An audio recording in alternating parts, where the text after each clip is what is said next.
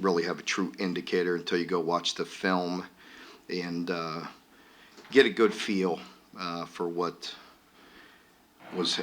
transpiring on Saturday afternoon. And I will say that the biggest compliment I could say for our team is they were definitely ready to play the game emotionally. I thought physically we were ready to play the game. We tried to do a lot of things we had talked about, and impose our will and start fast and be physical. And our team, I give them credit, they did a lot of that. And you could see with the disruption, the tackles for loss, the sacks, the up front on both sides. And I think even offensively, some of the issues were identifying and making calls, and we need to clean some things up with protection, but there wasn't a lot of guys just flat getting beat. Maybe a little bit of trying to do too much, once or twice sliding down, coming out late, and I misidentified once, but I thought our guys played physical on both sides of the ball. We played really mentally. They were ready to play. What we did not play was very clean, and I felt that Saturday, and that was true with watching the film. The little details and all the things that we talk about, it's a fundamental game, and we played hard, we played physical. We were not always fundamentally sound, and that will bite us eventually. So those are things we have to work on. I tried like heck to constantly preach that in game one, because in game one, they had been training for so long and putting in all that hard work. They want everything to happen immediately instead of doing their job and doing it fundamentally sound and being doing all the things they've been coached to do. And we get out there and they mean well and want to do too much and want to do a lot and want to help and make an impact, and therefore fundamentally you suffer sometimes. And that was evident on both sides. And just like I felt Saturday, some of the third down conversions were a bit frustrating. The way the game played out, offensively, we had 11 plays in the second half until that last 3 minutes. And that's why I just wanted to run a few plays, you know what I mean, just if nothing else, get our guys in shape and practice and play, just get some game reps under our belt.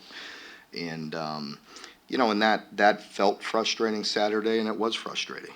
And that's twofold. It's really good. I compliment our team on scoring on offense, defense, and special teams. That's something that we'll always take. But you put that in with long drives. So we start the second half. We get a beautiful drive. I believe we started with, we set a stop, took a little time. We get a long drive, touchdown. Then we're giving up yardage, and then we get the kickoff return, and we give up a long drive, and that felt frustrating, and it was. There were long stretches in this game where our offense did not touch the ball, with a defensive score and with a kickoff return, and then with us not converting on third down. And that felt frustrating. It was frustrating, and there were some things in there that we have to get cleaned up. Again, I think we were physical. I liked the offensive line play. I thought it was improvement. You could really see they were finishing blocks. They were playing physical. They were trying to run the ball downhill. I thought we did that. We didn't have a lot of plays. Therefore, you're not getting a lot of touches. Again, you have playmakers out there that are not getting a lot of touches. We simply didn't get enough. We didn't have enough plays, and that's that. You could spread that around for whose fault that was. Offensively, we didn't convert. We had some really good field position at the end of the first half. That felt frustrating because we did not convert on some of that. And then, and then with the possession time and with them moving the ball and keeping the ball away from us for various reasons, that felt frustrating. And it got us, it's a reason, We didn't get as many touches to as many people as we'd like to. So we have to work on that. The bottom line is it comes down to the details and being more detailed, being more focused, and executing at a higher level. If we could keep the same intensity, keep working on the physicality, just being more detailed and execute better in critical moments, we could get some things fixed. And again, I love our team's attitude and effort, and I expect us to have a great week in preparation this week. Looking forward to playing EKU, a team, heck, we got guys on their staff. I know Walt well. He spent time with me here, and he has done a remarkable job at EKU.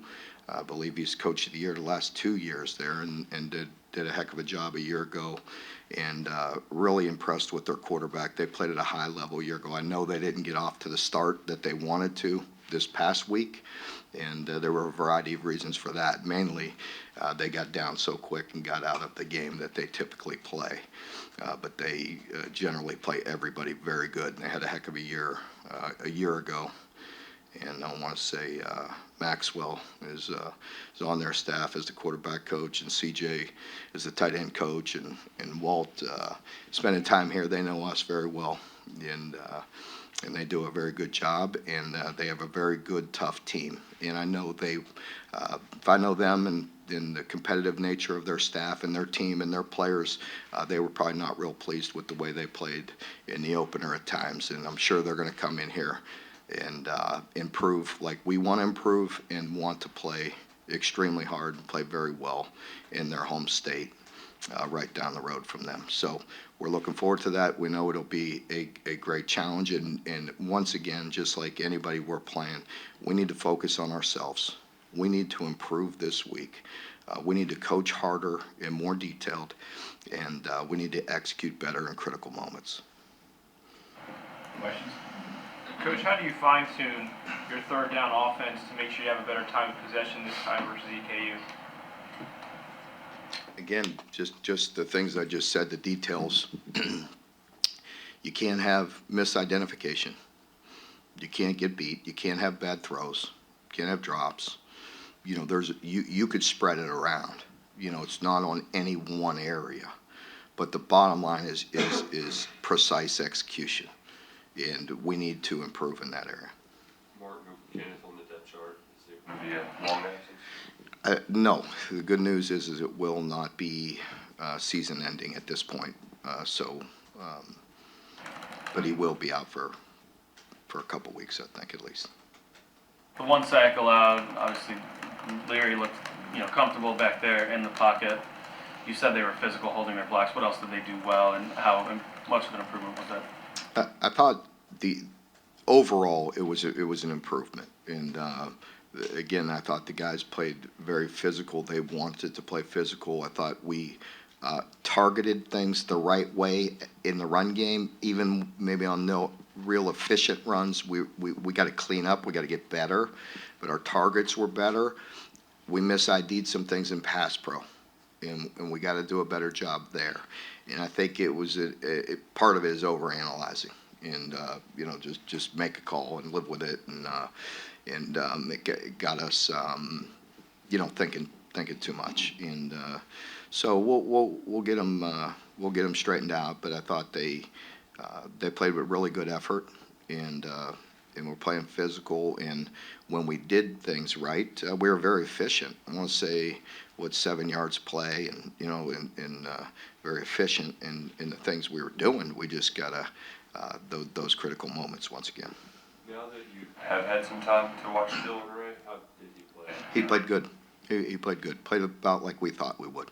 I had a lot of confidence in him going into it, and I was impressed with the way he played. You think Jagger did everything between? A lot of good, and some things that you just can't happen.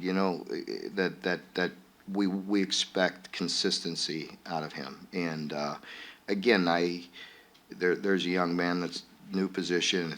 It's a lot going on. Even with him making a lot of the protections and IDing things, and then snapping and then playing well, you put it all together. There's a lot on his plate, and I thought he handled it good. We expect him to be better as we go along.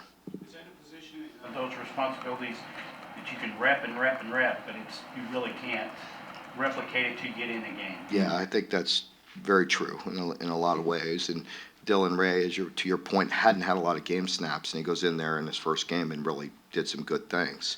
And Jagger's had some experience, but it's different at center. And experience matters, and he'll get more comfortable as we go. And so he battles, and he works hard, and he's very bright, so he'll get it done. The defensive line was in the backfield a lot early on. Do you think maybe some of the later down the stretch it was fatigue or some of those third and longs not getting home? How did they hold up, if you will, in that second half? The third and longs were very manageable for them. So a lot of them were. If you look early, I want to say on the long drive that they got early, we had 2 penalties. I don't think that was the drive, but we had 2 that helped them. One, I know we started with a holding, defensive holding, and then we got we gave them 5 yards and shortened it.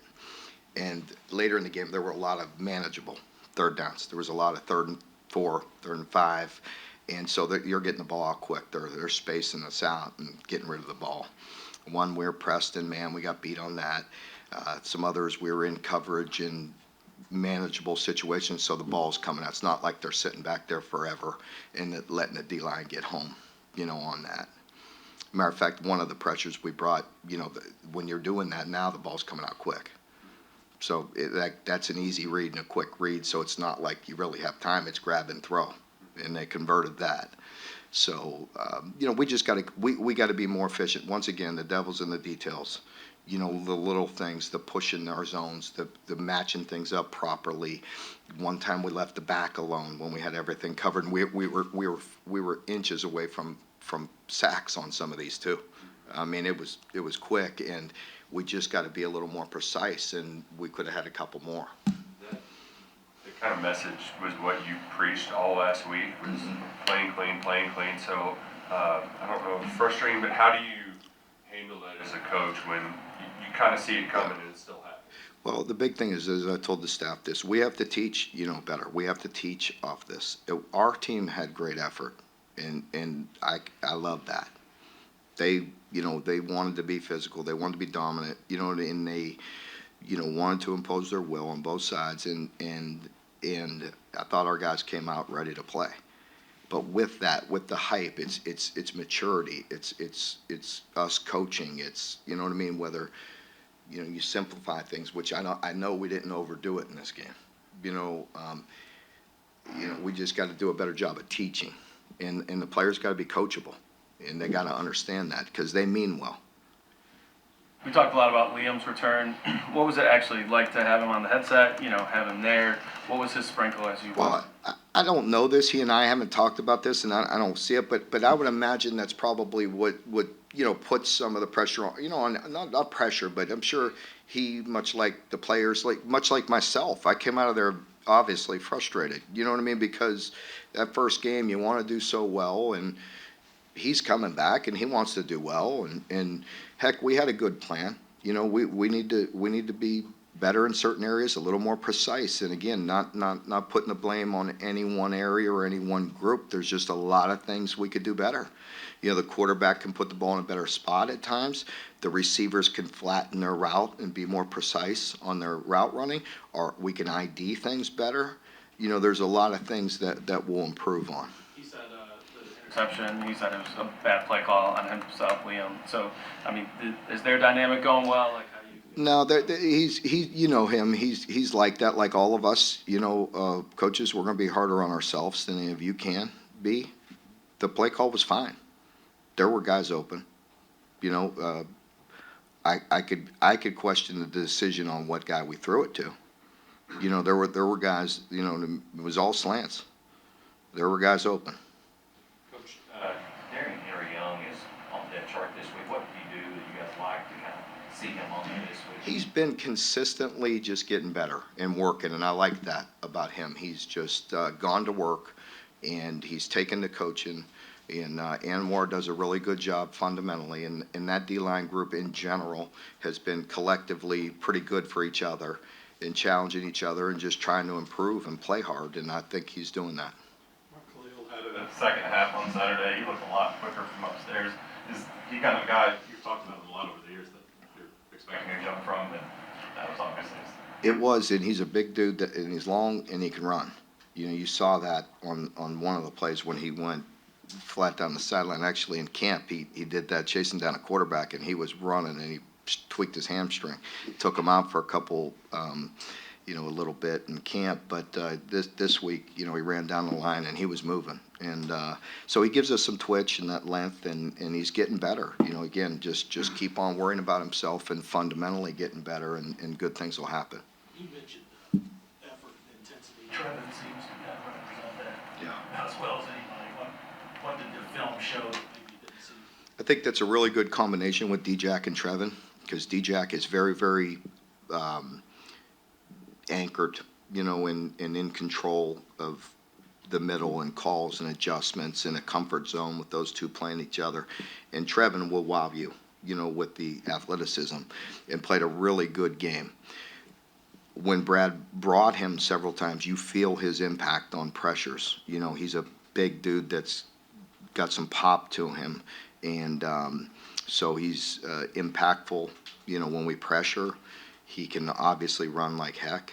I want to say he ran on our GPS. Don't quote me exactly, but I want to say it was it was the second fastest time on the whole game.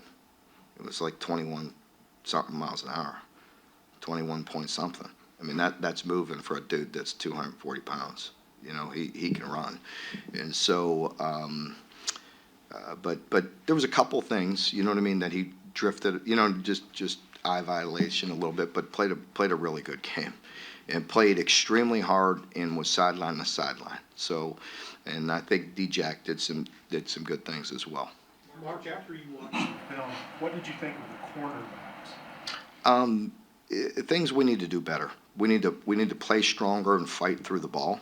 The long one that I was talking about that they converted down the sideline. We got to play through the ball better, do things we're taught to do, be more competitive at the top of the route. We got beat in another man concept where we were just not strong enough at the top of the route. We didn't finish through it, and anticipate things and understand down and distance. And so I thought they, did some good things at times. I thought early, Maxwell, it felt like a first-time starter, and he's going to get better and better. Again, those game reps early were like a lot of guys early in the season, and just he'll improve. But they did some good things and then played very tough at times as well. I thought Drew really pulled the pin and was physical on some and doing his job, and he's a experienced player, can play some nickel, can play corner, and doing some good things.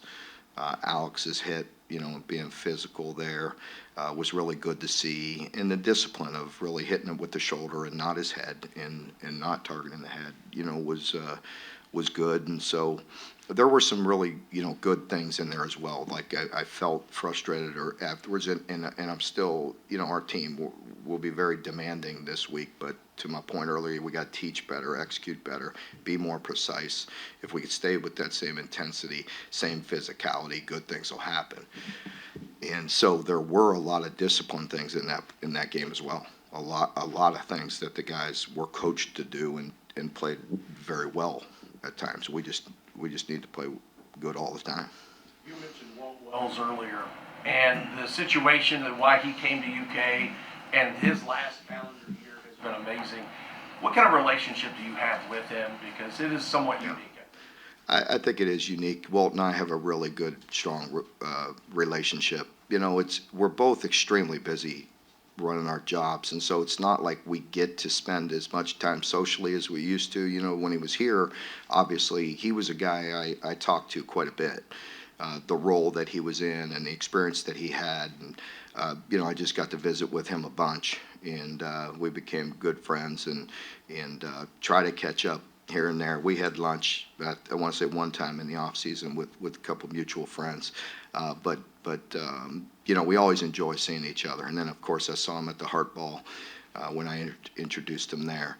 And but he's just a really good person. I think he's a really good coach. He does a great job in recruiting and a lot of experience in coaching. And it's evident. I want to say, wasn't he the coach of the year the last 2 years in that league? And so he's done a really good job. And they played really good a year ago because we watched them a lot in the offseason, obviously. And again, I don't think this first game was an indication of who they will be as the season goes on. When he had that heart attack, like, did it make you any more introspective or anything like that on the demands of this job? Well, I think I always pay attention to that, being what happened to my father. And so, when that happened to Walt, very scary moment, obviously. And, for us as coaches and, we all have to watch that. I mean, we could talk about it till blue in the face, but we're going to do what we do, and that's do what I say, not what I do, right? Yeah. Mark, on a personal level, how weird is it going to be to see C.J. Conrad and Maxwell Smith on the other sideline? Well, I'll enjoy seeing those guys, and but the focus will be there on all sides. They're competitors, believe me. You ask them, and I know they love UK, and have strong relationships on this staff, but I expect them to want to go in there and try to rip our eyeballs out, and our team's going to go out there and try to play hard and play physical and win, and we want to play every play. And that's just it. I will say that, our guys, they played hard start to finish. We just need to be better, as I mentioned it 20 times in here today. But if we continue to play hard, and get more detailed, that's what we want to do. And we did play hard Saturday. Again, I just wanted to run plays at the end of the game. We had 11 plays to that point offensively in the second half. I mean, we got to get in shape. We got to get better. Our operation was not clean Saturday with, the first time Devin reading it off the wristband. We weren't overly complicated. The guys had a really good plan, but the operation, needs to get smoother. Eastern and Youngstown State were a pretty big deal back in the one double A. Yeah. Had some great games, right? Yeah. Growing up there and being around that area, were you familiar with their kind of tradition and kind of the pride they have? I was, because I had gone to some Youngstown State games early. My Uncle Bob coached, with Coach Tressel, and my Uncle Bob, he goes by Super Bob. We got Bob Stoops, and then my uncle is Super Bob, and so he always likes to talk about it. He has more national championships than any of us, so he was there. So he doesn't let me live it down. So of course I know about Youngstown State and EKU. Yeah. Coach, you talked about EKU's quarterback, and you talked about your corners and game experience and those kind of things. What kind of experience is it bringing and playing a quarterback at that level early on in the year? Well, I think it's going to be another good challenge, because I think he does a very good job, much like Devin did Saturday. Devin did a nice job in the pocket of eluding pressure, buying time, retreating sometimes and getting off a fantastic throw that, drew a flag, that led to 7 points. That's a big difference there. Instead of taking a sack and a longer field goal, he retreated and made a great throw. We get PI and end up scoring. I mean, there's a big difference, and I think, EKU's the same way. I think he does a very good job of being just savvy in the pocket and extending plays and making plays. And again, watching all their film from last year, they're efficient. They've been very efficient. And so I expect them to make great improvement between week 1 and week 2. And it totally, for them, I'm sure they're looking at it like, wow, that's it totally got out of hand because of the score, quick early, and didn't let them just operate their normal offensive plan. Trevin told us that DeAndre Square actually challenged him to get on that captain's list this year. Pardon me? Trevin said that DeAndre challenged him to get on that captain's list. In general, how important is it that your most talented players are also taking on those kinds of leaders? I think it's important, and I've always wanted to be authentic because I always want it to be a player-led team, but I'd also just don't want it to be a popularity contest. And so we dove into it. I mentioned beforehand, and I don't want to get too much in the weeds on it, but I voted for captains more in depth than I have before of just checking a box. And much like we do our evaluations, and our players do self-evaluations and peer evaluations, and they have to answer some detailed questions and give some answers on people and let them think about different things instead of talent or popularity or anything else. And we did that this year, and I got a lot more feedback. But what was interesting is it was right in line with who our captains were. Everybody good? Mark, I know how much you appreciate every win. You've been here 11 years, but did you ever think you'd see the day here where you have kind of picked apart a 30-point win? I hope so. I mean, I need to. I always feel that way. I think,